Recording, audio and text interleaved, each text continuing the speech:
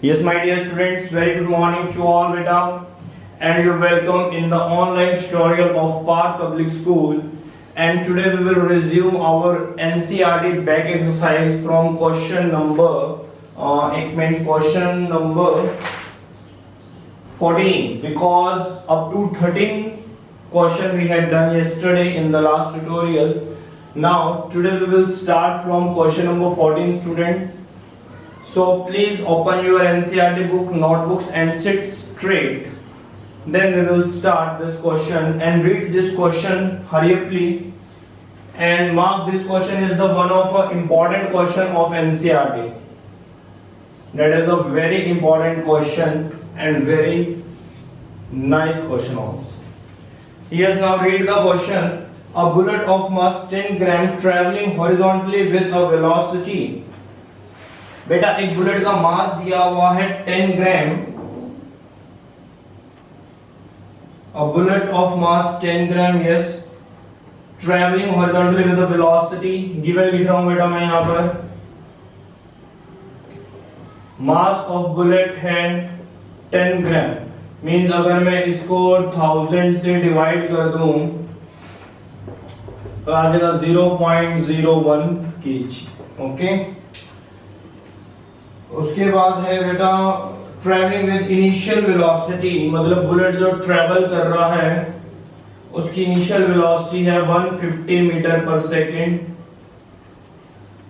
Strikes a stationary wooden block and comes to the rest. मतलब एक bullet, ये block है, कोई वुडन ब्लॉक है, इसमें ये बुलेट है, ठीक है, ये that is a one bullet, ये इस पे आती है और इसे स्ट्राइक करती है और इसके अंदर पेनिट्रेट कर जाती है. तो हमें ये निकालना है कि ये बुलेट इसके अंदर कितना पेनिट्रेट कर सकती है, कहां तक जा सकती है इस ब्लॉक के अंदर. पेनिट्रेट का मतलब उसके अंदर कितना ट्रैवल कर सकती है, ठीक है. तो बट ये बात कंफर्म है कि बुलेट जब ब्लॉक के साथ स्ट्राइक करेगी तो वहां पे कम टू द रेस्ट, मतलब कुछ टाइम में वो ब्लॉक के अंदर ट्रैवल करेगी लेकिन फिर रेस्ट में आ जाएगी, तो फाइनल वेलोसिटी उसकी 0 हो जाएगी. ये चीज तो कंफर्म है. और इसमें टाइम लग जाता है उसको 0.03 सेकेंड. मतलब जब वो ब्लॉक के साथ टकराती है, हिट करती है और उसको रुकने में टाइम लगता है 0.03 सेकंड. तो 0.03 सेकंड वो कहां पे ट्रैवल करती है? 0.03 सेकंड के लिए वो ब्लॉक के अंदर ट्रैवल करेगी, ठीक है. तो यहां तक गिवन है. और भी कुछ गिवन है कि calculate the distance of penetration, वही एस निकालना है कि ब्लॉक के अंदर वो कितना ट्रैवल करेगी of the bullet into the block. बिल्कुल right. Also calculate the magnitude of force, और हमें फोर्स निकालना है. गुड. तो ठीक है बेटा, ये तुम्हारे सामने मैंने गिवन डेटा सारा लिख दिया. अब तुम्हें मुझे बताना है कि तुम्हें कौन सी इक्वेशन को लगाकर क्या करना पड़ेगा. इसके अंदर कुछ स्टेप्स हैं. अपना टारगेट सेट करो. पहले S चाहिए, फिर F चाहिए. M ऑलरेडी गिवन है, तो अगर M गिवन है तो फिर भी A तो चाहिए ना. एक्सेलरेशन का है, इसमें एक्सेलरेशन निकालोगे तभी तो कुछ बनेगा. तो एक्सेलरेशन निकालने के लिए बेटा कौन सी इक्वेशन का यूज करोगे, जल्दी से बता दो मुझे. तो आंसर है सॉरी स्टूडेंट्स,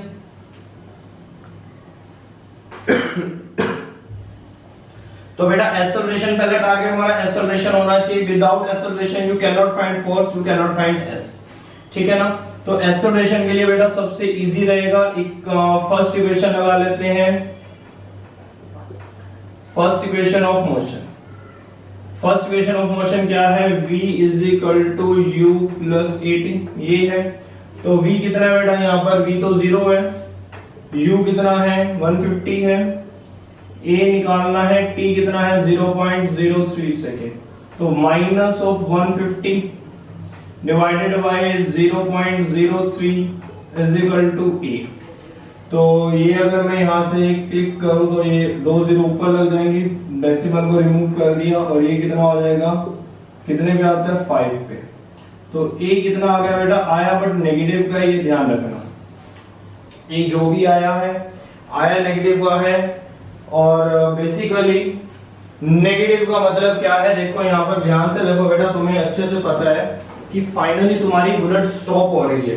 ये देखो फाइनल रिजल्ट स्टॉप है, 0 हो रहा है. तो मतलब कुछ ना कुछ फ्रिक्शनल फोर्स आया होगा ना. जो वुडन ब्लॉक है, वुडन ब्लॉक ने बुलेट के ऊपर ऑपोजिट फोर्स लगाया होगा, तभी बुलेट स्टॉप हुई. तो देख सकते हो तुम, तुम्हारा आंसर एक्सेलरेशन ऑलरेडी नेगेटिव आ रहा है. तो that means you are going right. कितना आया? 5000. मीटर पर सेकंड स्क्वायर। लो जी, एक स्टेप हमने क्लियर कर लिया बेटा। नेक्स्ट स्टेप पे आ जाते हैं। नेक्स्ट स्टेप आएगा हमारा s निकालना है। तो s के लिए क्या करेंगे, सेकंड इक्वेशन लगा लेते हैं। सेकंड इक्वेशन, थर्ड भी लगा सकते हो बेटा, जो तुम्हें इजी लगे। Third equation of motion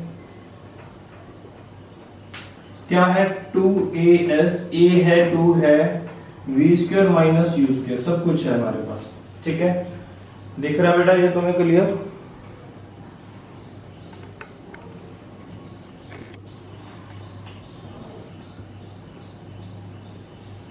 yes.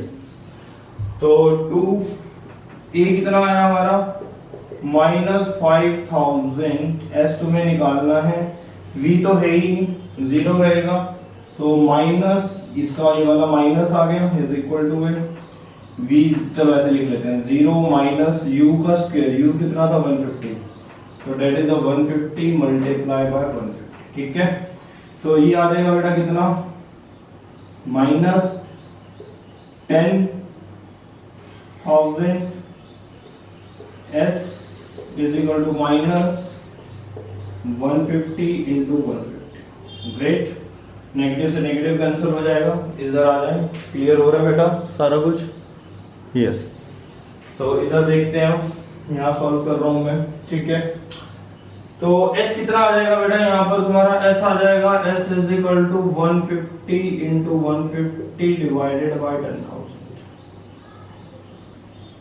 तो 2 0 कैंसिल हो जाएंगी और इसको ऐसे ही रहने देते हैं। अच्छा, 15 इंटू 15 तो सबको पता होगा क्या होता है, तो अगर 15 इंटू 15 नहीं भी पता तब भी, चलो 15 इंटू 15 कितना होता है ये तो सबको ही पता है। अगर तुम एकदम से कैलकुलेशन नहीं भी कर रहे हो तो आप यहाँ छोड़ भी सकते हो, अगर किसी को पता तो वो लिख भी सकता है कि हाँ 15 इंटू 15 225 डिवाइडेड बाय ऐसे हो जाएगा ना। ठीक है, नहीं तो कैलकुलेशन छोड़ भी दोगे तब भी दिक्कत नहीं आएगी। इज इक्वल टू आ जाएगा 2.25 मीटर। मतलब बेटा अब देखो मैं क्या तुम्हें बताना चाह रहा हूँ, मैं ये बताना चाह रहा हूँ, जब तुमने बुलेट को शूट किया, आगे एक वुडन ब्लॉक था, बुलेट उस ब्लॉक पे टकराई, लेकिन टकराते ही वो रुकी नहीं है, ब्लॉक के अंदर चली गई है, और ब्लॉक के अंदर वो इतनी देर के लिए ट्रैवल करती है 0.03 सेकंड के लिए। जब वो इतनी देर के लिए ट्रैवल करती है तो वो कितना डिस्टेंस ट्रैवल कर लेती है, तो आंसर है 2.25 मीटर का डिस्टेंस वो ब्लॉक के अंदर ट्रैवल करेगी। उसके बाद उसकी वेलोसिटी 0 हो जाएगी। ठीक है, मतलब ऑपोजिट फोर्स मिलेगा ब्लॉक से, इसलिए एक्सेलरेशन यहाँ नेगेटिव था तुम्हारा। डिस्टेंस कभी भी नेगेटिव नहीं हो सकता, बिकॉज तुम पढ़ चुके हो distance is the scalar quantity. ठीक है बेटा, सारा कुछ हो गया। अभी भी एक पार्ट रहता है फोर्स का, तो यहाँ निकाल लेते हैं फोर्स। फोर्स में बेसिकली इसका नेगेटिव आना चाहिए, फ्रिक्शनल फोर्स आना चाहिए, क्योंकि उसमें लिखा हुआ है force exerted by the wooden block on the bullet. The wooden block ने बुलेट पे कितना फोर्स लगाया, मास कितना था 10 डिवाइडेड बाय 1000, एक्सेलरेशन था -5000। देख सकते हो, तो 30 से 30 कैंसिल, -50 न्यूटन फोर्स आ गया। तो माइनस साइन क्या इंडिकेट करता है, माइनस साइन इंडिकेट करता है फ्रिक्शनल फोर्स, तभी तो बुलेट स्टॉप हुई थी। ठीक है बेटा, एक एक स्टेप मैंने क्लियर कर दिया तुम्हारा कि तुमने क्या क्या करना है इसके अंदर। v0 है, टाइम क्या है, सबसे पहले तुमने इक्वेशन ऑफ मोशन को निकालना है, फर्स्ट स्टेप ये करना है। सेकंड स्टेप तुमने ये लगाना है, थर्ड इक्वेशन लगा लेनी है, सेकंड भी लगा सकते थे, और s निकल जाएगा। ठीक है, और उसके बाद तुम्हें लास्ट फोर्स निकालने के लिए m into a कर देना है। m ऑलरेडी गिवन है, ये रहा। मैंने ये वाला क्यों लिया, ये क्यों नहीं लिया, बिकॉज 30 मुझे दिख रहा है कि कट सकते हैं, यहाँ पे 5000 मेरा एक्सेलरेशन आया हुआ था इसीलिए। ठीक है स्टूडेंट्स, आई होप कि तुम्हें ये क्वेश्चन क्लियर हो गया होगा, और ये एक इंपॉर्टेंट क्वेश्चन है हमारा एनसीईआरटी का। क्योंकि इसके अंदर इंपॉर्टेंट क्यों है, क्योंकि इसके अंदर कंप्लीट सब कुछ कवर हो जाता है। ठीक है, फ्रिक्शनल फोर्स का कांसेप्ट भी इसमें लग जाता है। ठीक है, और सेकंड तुम्हें 2 बार इक्वेशन यूज करनी पड़ जाती है, फोर्स का कांसेप्ट लग गया, सारे कांसेप्ट्स इसमें कवर हो जाते हैं। तो that is a very nice question. Come to the next question students.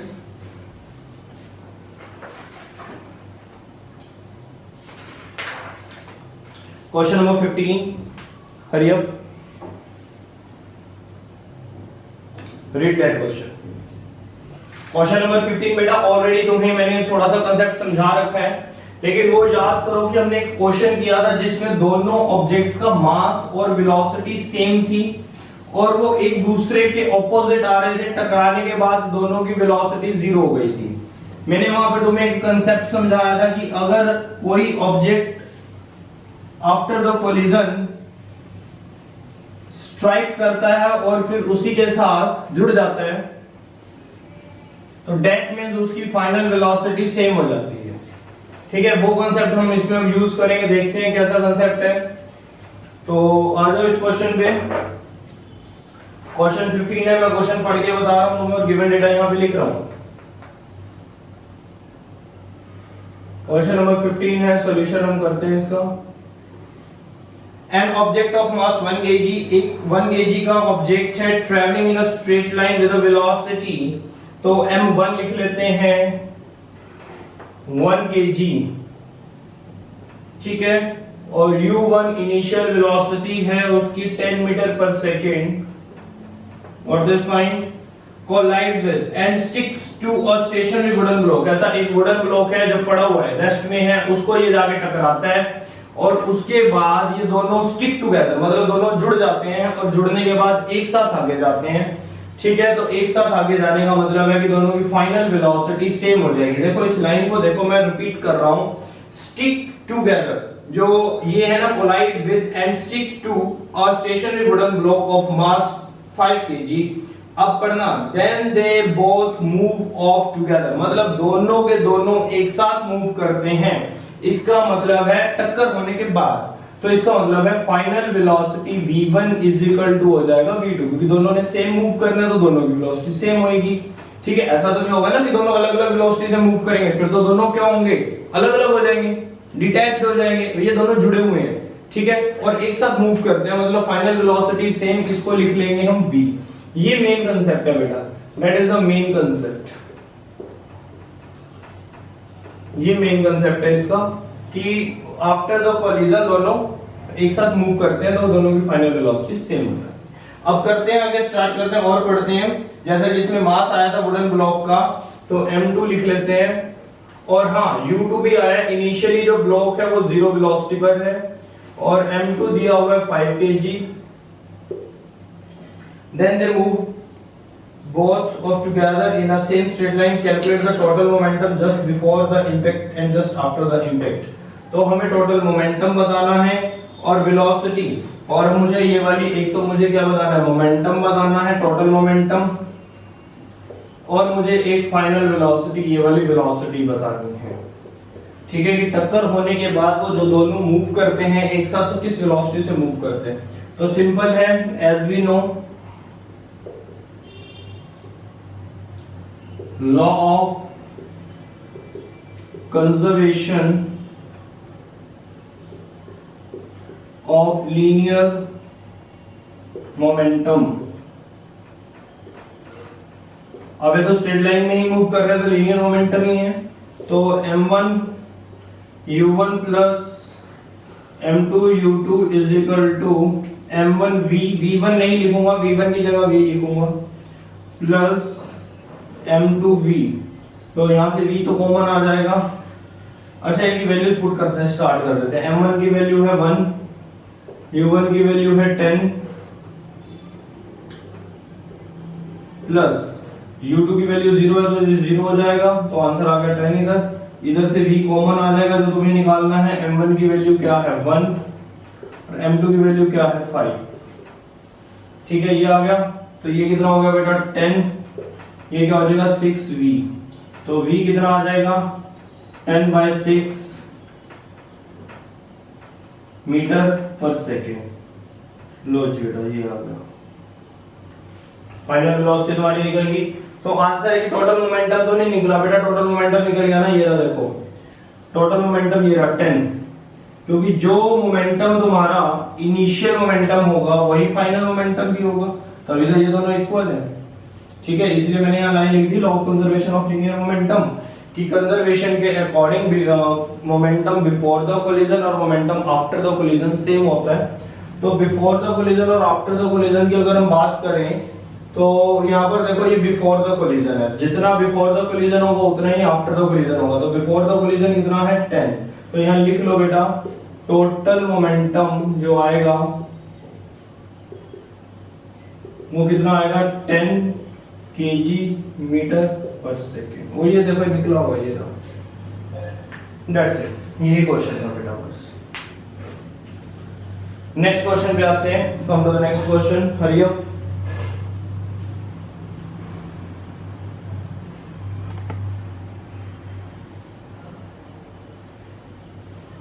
ये सब रीड करते हैं नेक्स्ट क्वेश्चन को और स्टार्ट करते हैं। नेक्स्ट क्वेश्चन बेटा जल्दी से करने की कोशिश करो, इजी क्वेश्चन है, नहीं तो मैं इसको होमवर्क में भी दे सकता हूं वैसे इस क्वेश्चन को।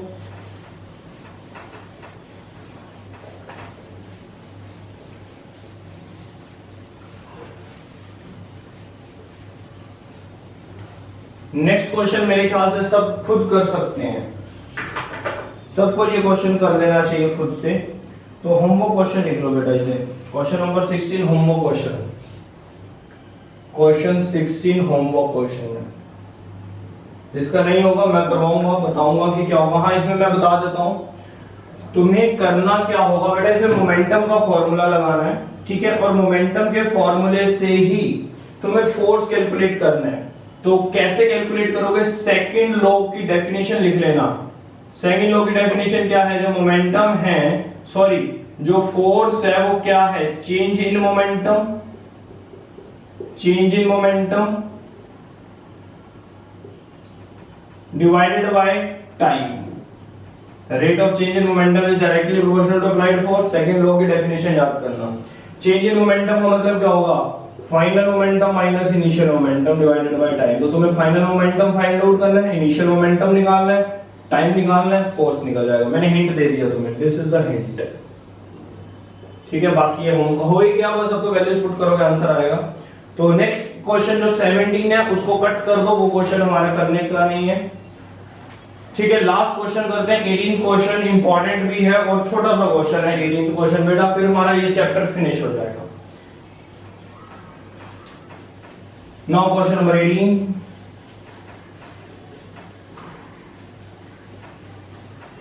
चलिए